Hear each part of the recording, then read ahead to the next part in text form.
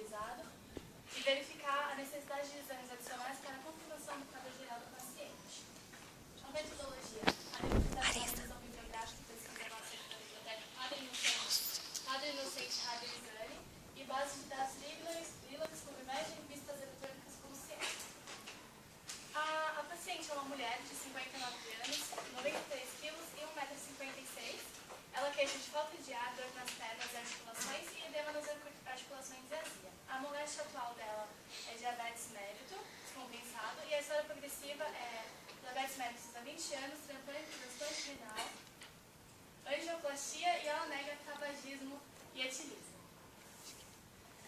O exame físico dela, ela tem sonolência durante o dia, turgor de pele diminuída e eliminação urinária normal. E os sinais vitais, frequência respiratória, cardíaca e temperatura estão normais e apenas a pressão arterial está elevada. Os exames laboratoriais, no caso, que estão elevados ou diminuídos, o potássio, que pode ser por causa da insulina ou uso de diuréticos, a ureia, creatinina e magnésio, por causa de insuficiência renal crônica ou aguda, e a glicemia alta por causa dos efeitos da ação da insulina, que no caso da sua secreção ou ambos. O diabetes mellitus é um distúrbio metabólico de origem genética ou adquirida.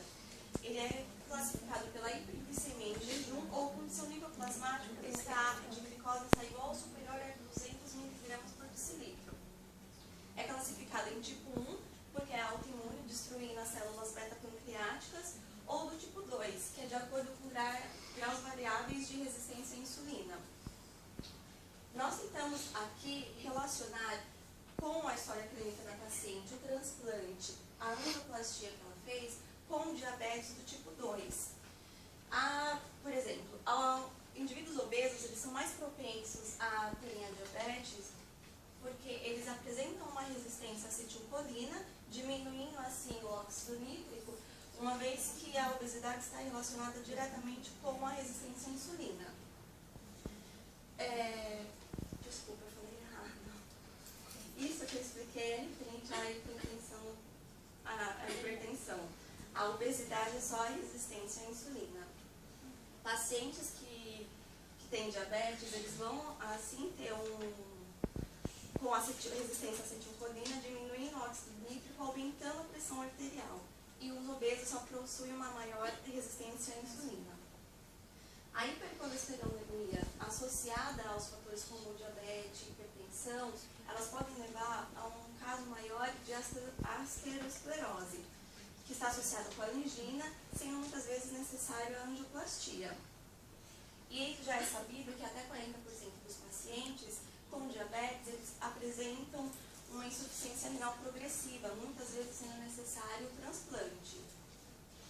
Por isso, é importante tratar não apenas o diabetes, mas também todas as comorbidades associadas à doença com uma terapia abrangente.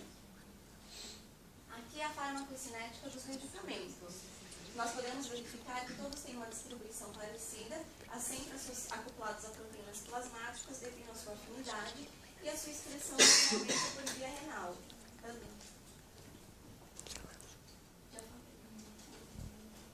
A metformina, ela é um hipoglicemiante oral indicado para o tratamento do diabetes do tipo 2.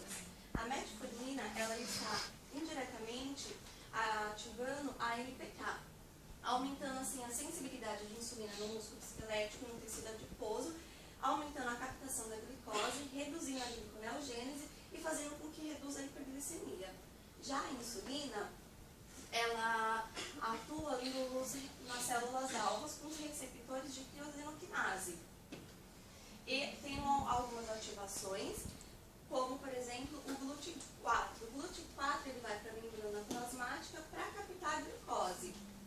A nossa paciente em questão, ela faz uso tanto da insulina R, que é a insulina regular de curta duração, de ação curta, e a insulina NPH. A insulina NPH, ela está numa solução de zinco, protamina e tampão fosfato, que isso faz com que ela tenha uma ação intermediária.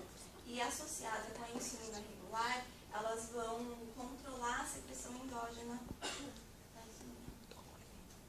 Bom, o Diltiazem é um bloqueador de canais de cálcio. Normalmente, os canais de cálcio do tipo L presentes na membrana do mitócito, eles fazem a abertura dos canais e tem o influxo de cálcio e o espasmo. O Diltiazem, ele bloqueia esses canais, não tendo influxo e o espasmo, e a consequência dele é a vasodilatação e redução da pressão arterial. A hidralazina é um ativador de potássio e vasodilatador de açúcar. Ele aumenta o GMP cíclico, ativa os canais de potássio no músculo liso, sendo assim tem um influxo de potássio, hiperpolarização do meio intracelular, dificultando as aberturas dos blocos de cálcio e, sendo assim, tem a redução da resistência periférica total.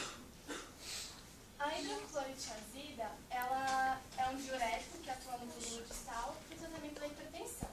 Ela atua bloqueando o cotransportador, não deixando assim entrar nem o sódio nem o cloreto para dentro da célula. Eles ficando assim na luz do túbulo e sendo excretado na urina. Ele vai assim reduzir a volemia, reduzindo a volemia porque ele tem um efeito natriurético e diurético. Tem uma relação direta com o débito cardíaco. A clonidina é um depressor do sistema nervoso, sistema nervoso autônomo simpático. Ela atua como antihipertensivo e ela é um agonista do receptor adrenérgico alfa-2 em neurônio. O receptor acoplado à proteína G1 vai inibir a aminolactociclase, reduzindo assim a AMP cíclica, que vai reduzir a concentração de cálcio intracelular, inibindo a exocitose da neuropenetrina na fenda, tendo uma relação direta com a hipertensão. A isosorbida, ela é um nitrato orgânico indicado na terapia antioginosa.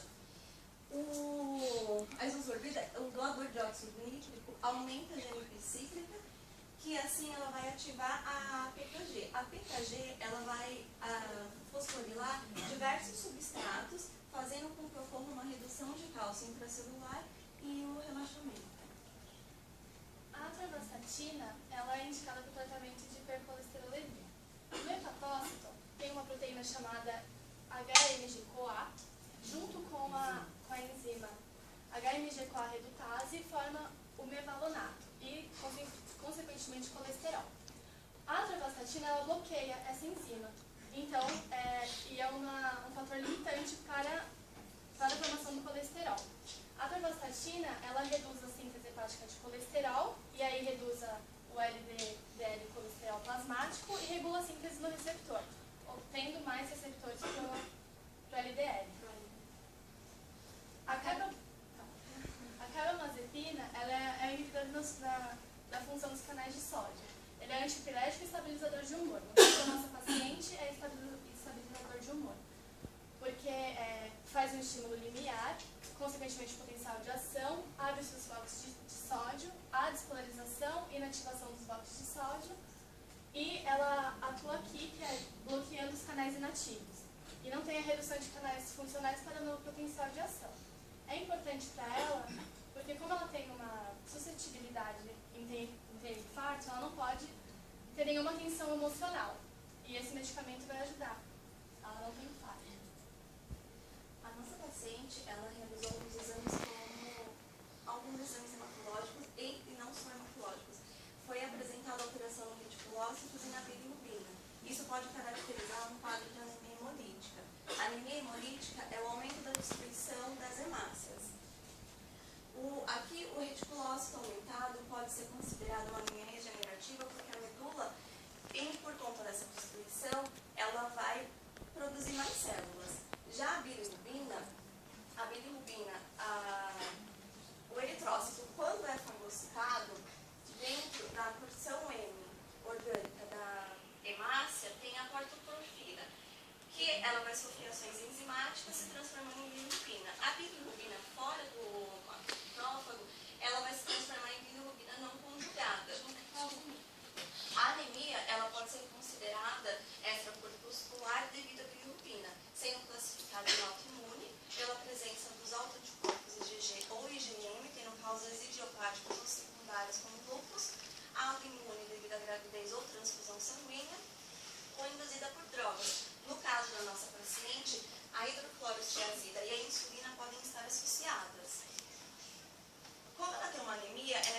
e faça a confirmação se realmente ela está com anemia e qual o tipo de anemia. É utilizado então o TAD, que é o teste de antiglobulina direto, que é para verificar a presença de hemácias sensibilizadas a anticorpos ou porção do complemento. É adicionado então ao soro de Cumbis o anticorpo antiglobulina junto com a hemácia do paciente que já foi lavada e suspensa em solução fisiológica. Se for positivo, vai ocorrer a aglutinação. Já o TAI é o inverso do TAD. Ele vai ser a adição da hemácia teste com todos os antígenos eritrocitários os mais conhecidos no soro do paciente. A hemácia que vai ser adicionada ao soro de Cumbis. A hemácia também vai ser lavada e se o paciente apresentar anticorpos no soro, vai ocorrer a aglutinação. Se for positivo, é realizado o ELUATO para a confirmação da sensibilidade do anticorpo, especificidade do anticorpo. Aqui a gente pode mostrar a aglutinação das hemácias e a imunologia. A nossa paciente, ela fez um transplante renal e ela não toma nenhum imunossupressor. Sendo assim, possível uma rejeição. Antes de tudo, é interessante falar que um aloenxerto, ele é, no caso, o órgão recebido da pessoa e o aloantígeno é as moléculas desse órgão. Existem dois tipos de ativação, a direta e a indireta. A direta, ela, com a célula apresentadora de antígeno do enxerto, ela vai apresentar o ômega 6 classe 2 com o antígeno e a célula T vai reconhecer. Na indireta, vai ter o reconhecimento, vai ter o ômega 6 classe 2 apresentando, porém vai vir uma célula dendrítica, um macrófago, vai fagocitar e apresentar para nossa, no caso, o que está recebendo o linfócito T. E ambos vão ter uma ativação do linfócito T helper que vai T-helper 1, que vai liberar algumas citocinas, como a IL-2, interferon gama e TNF-alfa.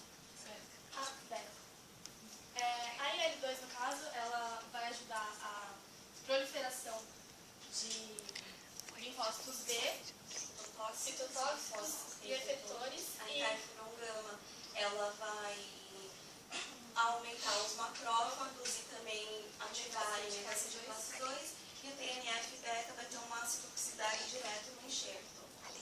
O imunossupressor, ele é muito importante no tratamento e também na rejeição do transplante, porque ele vai tanto inibir como destruir os linfócitos T. A azatioprina, ela é um imunossupressor indicado principalmente para pessoas que fizeram um transplante renal, porque ela é um inibidor mitótico, atuando direto no ciclo celular na fase S, fazendo com que não ocorra a expansão clonal, e ela também é um antagonista de purinas, inibindo o RNA, DNA e as proteínas. E aqui nós temos uma microscopia de um infiltrado linfocitário de células TCD8. Existem também, hoje em dia, tem a biópsia renal para a confirmação da rejeição. Há estudos para que seja feito um diagnóstico não invasivo. Estão estudando o gene TIM3 como possível biomarcador. O TIM3 é um gene expresso pelas células T helper 1. Na pesquisa, foram separados 3 grupos com rejeição, com alguma alteração renal e sem nenhum sinal de rejeição. Foi feito o PCR em tempo real, seguindo todos os protocolos da amostra de urina, que foi coletada antes da biópsia para confirmar a rejeição. E o resultado foi o aumento do TIM3 na urina dos pacientes que já tinham a rejeição aguda confirmada. Então, isso pode indicar futuramente o TIM3 como possível biomarcador. A técnica utilizada foi o PCR em tempo real. O PCR em tempo real, ele ocorre por algumas etapas, como a desnaturação e o anelamento da sonda do primer. A sonda, como ela possui a sua fluorescência nas extremidades, ela vai ser absorvida essa fluorescência. Quando ocorrer o deslocamento da sonda, a enzima polimerase ela vai degradar, fazendo com que a fluorescência saia e possa ser captada pelo computador e reproduzindo assim os ciclos. Bom, a cistatina C, ela é uma proteína secretada por todas as células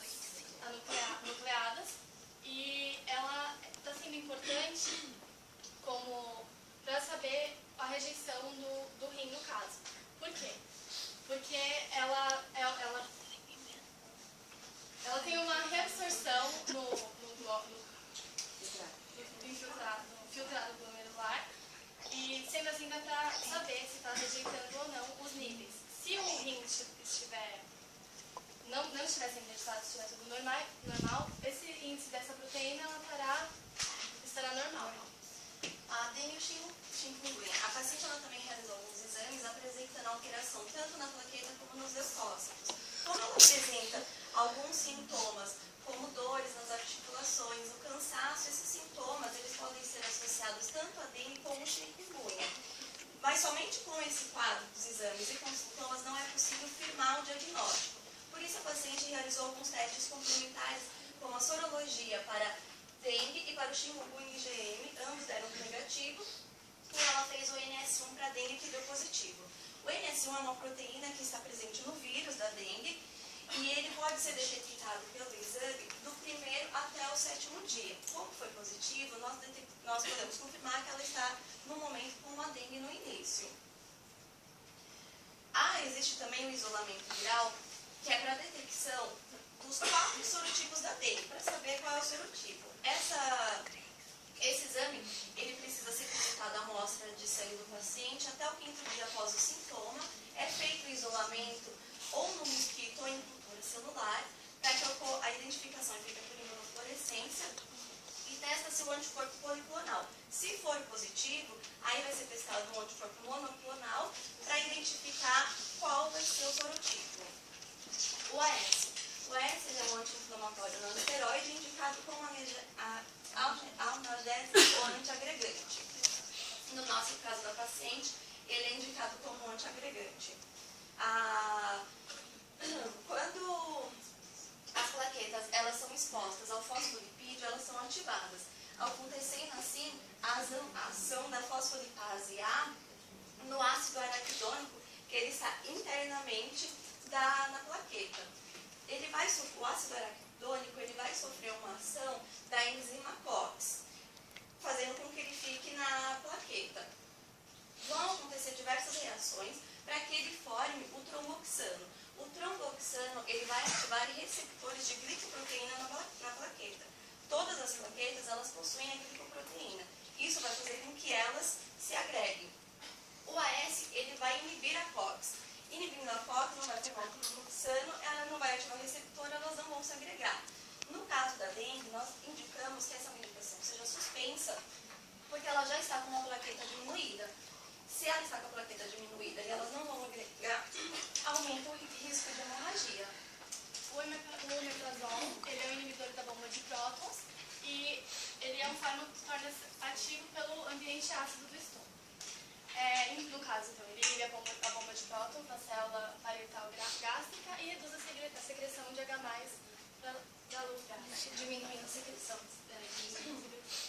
A conclusão é que a paciente obesa, diabética, hipertensa, transplantada renal, sugere-se então uma avaliação da função renal devido às alterações laboratoriais apresentadas, além da revisão do esquema terapêutico para tratamento da diabetes mellitus e da hipertensão, bem como acompanhamento e avaliação do quadro clínico relacionado à dengue.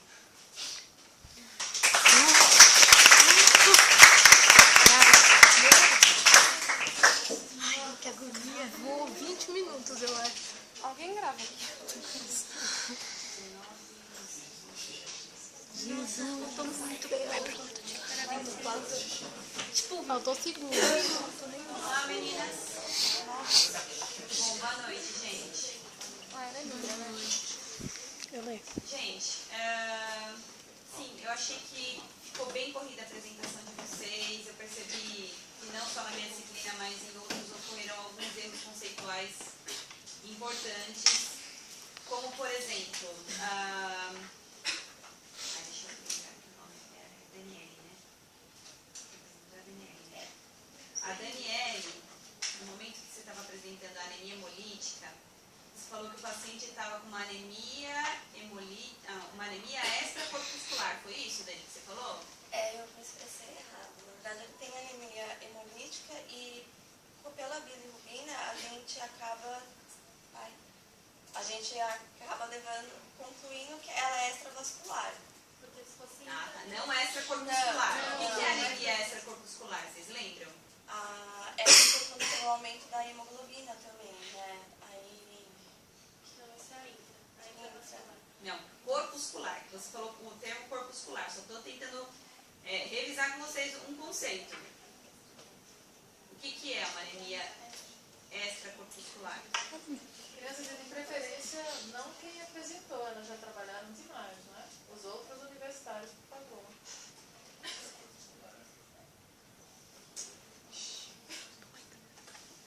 Vocês lembram que a gente viu na classificação das anemias regenerativas que tem as anemias corpusculares e extracorpusculares? Dentro das anemias regenerativas?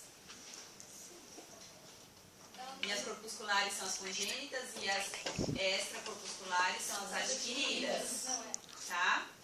Então, assim, eu percebi que ocorreu uma confusão entre extracorpuscular e extravascular. Porque extravascular é a síntese da bilirrubina indireta. Extracorpuscular é na parte da explicação das anemias. Então, mas na hemólise intravascular não tem aumento da bilirrubina indireta? Na hemólise intravascular?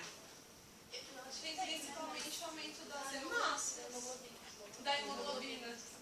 Aumento da hemoglobina? Diminuição da hemoglobina. Diminuição da hemoglobina. É a característica da intravascular. Mas na extravascular também tem diminuição da hemoglobina. Então o que diferencia as duas? É que uma vai ocorrer dentro do macrófago e a outra vai ocorrer dentro do plasma. Mas como que a gente vai evidenciar isso, clinicamente e laboratorialmente? No caso, vai haver a liberação de hemoglobina na urina, relacionada ao tipo, que não ocorre aqui. Isso na hemólise intravascular. Isso, na intravascular. Presença de hemoglobinuria, tá? Hemoglobinemia e hemoglobinuria. E aí, a pergunta que eu tinha feito para vocês, na verdade, era, no caso original, era que tipo de anemia que a gente pode suspeitar dessa paciente? No caso, E eu não consegui, eu não sei se eu me perdi no meio do caminho e tal, mas eu fiquei, e agora, né? O que é? A gente Que tipo de anemia que é essa? as anemias adquiridas e, pelo caso, ela fez um transplante renal. Ela é uma paciente que tem quase 60 anos, então ela pode já ter tido uma gravidez. E ela também toma 2 medicamentos que podem induzir a anemia por droga. Então a gente achou um pouco arriscado afirmar que ela tem uma dessas três. Porque ela poderia apresentar qualquer uma E delas que pelo tipo de histórico. exame que nós teríamos que fazer para conseguir confirmar? Só o TAD? A gente já consegue definir qual tipo de anemia hemolítica imune? Não, o TAD para confirmar a aglutinação, para confirmar que existe uma anemia hemolítica. E o ELOATA para confirmar a especificidade da aglutinação. O TAD é para confirmar não a aglutinação. O TAD é para confirmar a presença de imunoglobulina aderida à membrana da hemácia. Isso acontece em vivo. A aglutinação é um teste que a gente realiza in vitro. Tá? Ao meu tempo, né? Agora, só para concluir rapidinho, sugestão, evitem detalhar os métodos, porque isso toma muito tempo da apresentação de vocês. Né? E acho que o objetivo principal não era esse. Então era só isso, meninas. Obrigada.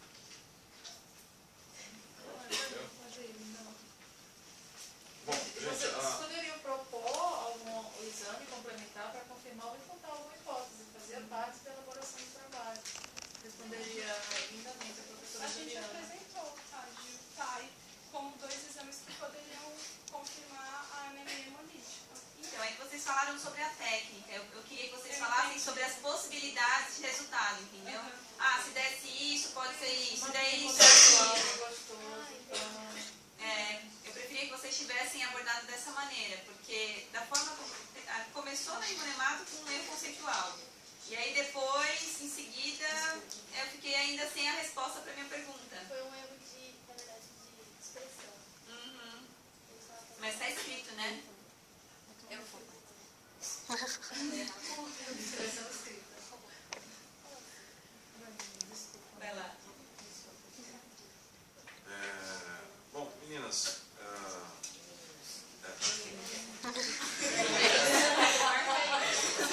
Marca o meu, marca o seu.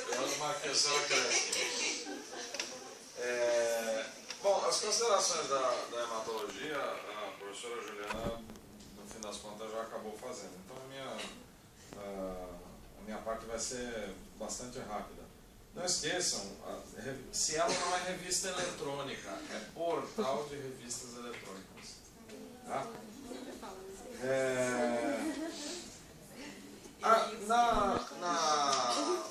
Na apresentação da fisiopatologia, aí, no quadro da paciente, O esquema. Diabetes mellitus tipo 1, obesidade. Vocês falaram o seguinte, a frase da Daniela foi a seguinte, as pessoas obesas têm maior possibilidade, maior probabilidade de ter diabetes. E aí no esquema está uma derivação que diz exatamente o contrário, do diabetes derivando para a obesidade. Ela falou ao contrário. Geralmente, indivíduos que possuem diabetes mellitus tipo 2 tem maior incidência a ter obesidade, sobrepeso, que vai levar a resistência à insulina. Ela inverteu, ela falou que obesos tem mais... Ela inverteu. Na verdade, quem tem diabetes tipo 2 é mais incidente em pacientes obesos. Entendi. Então, esse esquema é um esquema bastante interessante. Vocês podiam ter derivado, acredito, todo o trabalho de vocês, inclusive a partir desse esquema aí, usando sempre ele como referência, na minha opinião. Se ele aparecesse mais vezes, exatamente para vocês puxarem algumas coisas. A gente pensou nisso, mas é que o tempo mesmo e a quantidade de informações acaba limitando. Então, mas na questão de tempo, vocês, na minha opinião, vocês se prejudicaram porque vocês não estavam muito seguras para apresentar. Eu senti bastante insegurança da parte de vocês. Não sei se por nervosismo, mas uma leitura muito sistemática do slide, assim. Então, fica um pouco difícil de avaliar, quer dizer, fica relativamente fácil de avaliar se vocês realmente conhecem o que vocês estão falando ou não.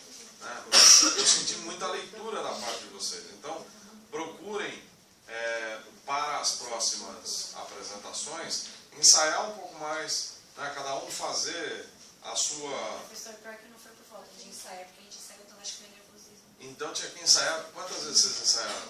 15? Ensaiem 20. Né? Se ensaiaram 50, então agora começa a ensaiar 100. Né? Para vocês terem um pouco mais de segurança. Para não ter essa titubeação. Titubear não é um crime, mas o problema é a repetição do fato. Tá? Mas foi isso. Obrigado. Pode ser. Parabéns pelo trabalho que vocês tiveram em montar os slides. Só uma correção ali quando como é o nome da garota? Você, né? É que eu não dou aula pra porrada de gente aqui. Vocês não vão fazer aula comigo, não? Por enquanto, não. Você falou IL2, proliferação de célula B. Eu acho que você estava nervosa, não é B, é T. T, efetora e anticitotóxica. Mas é T, não é B. Eu não tenho muito know-how para falar de transplante, também não vou falar nada do mesmo. Voltando, indo para frente, onde vocês falam de isolamento viral. Aí, dá para, Ana Cláudia, explicar isso aí, ou Carlos? Eu não entendi direito isso aí. No caso, o isolamento viral ele é feito para determinar qual é o tipo de sorotipo da dengue. Tá. Ele geralmente não é feito em laboratório, assim, para falar, geralmente para estudo. Mas para estudo. Você coleta a amostra em até 5 dias do aparecimento dos sintomas. Você vai pegar essa amostra e vai inocular em mosquitos ou em cultura de células. E Inocula no mosquito? Sim. Eu vi nesse mosquito, tá no artigo. Mas calma, Não, é o pior que estava. Mosquito da dengue. O pior que estava. Machos no mosquito dengue ou no outro. No caso, no macho dos Aedes aegypti. E há uma identificação por imunofluorescência do sorotipo, né? E testa-se o anticorpo policlonal. Mas o que vai na imunofluorescência? Se você está fazendo imunofluorescência, você vai ter um material biológico. Ah, sim. Não, aí é a amostra que foi colhida. No caso, pode ser o sangue.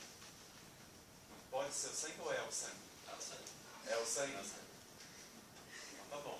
E o que tem esse policlonal e depois o monoclonal? E qual a diferença dos dois? O policlonal tem vários. Vamos falar, vários.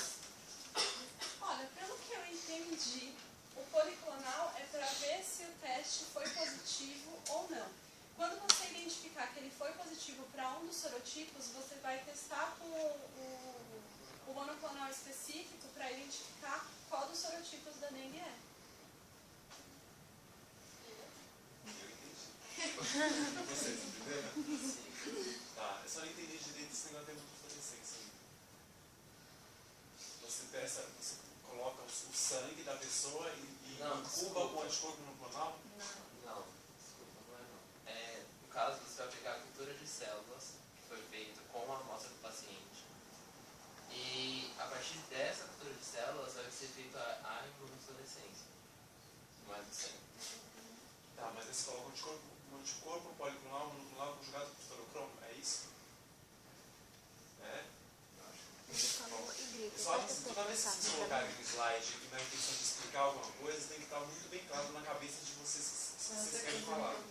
Porque senão não adianta nada. Tipo, vocês colocam um monte de seta lá, coleta da amostra, isolamento do mosquito, identificação por imunofluorescência, sem saber direito como que é a técnica.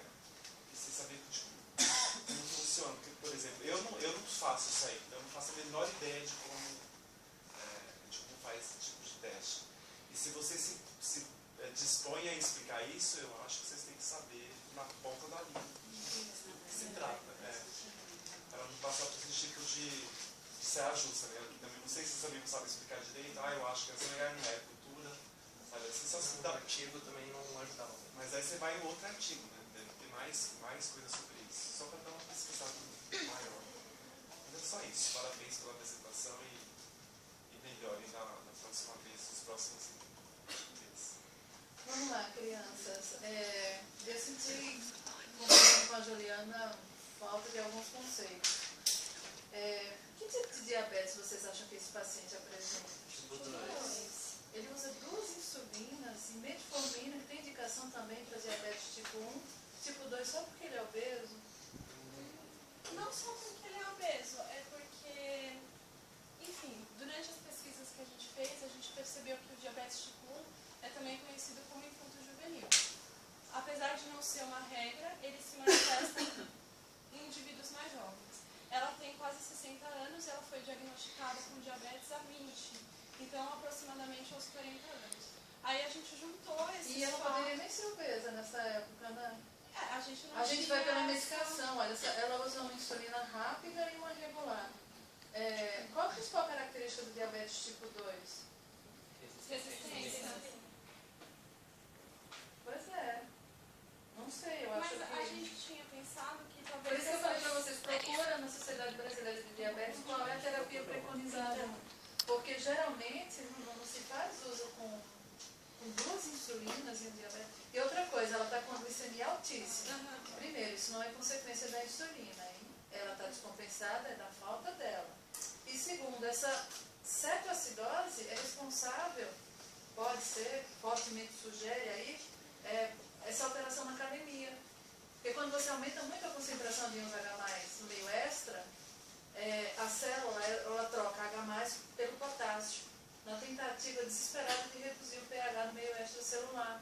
Então, cetoacidose em diabetes descompensado normalmente é antipico de diabetes.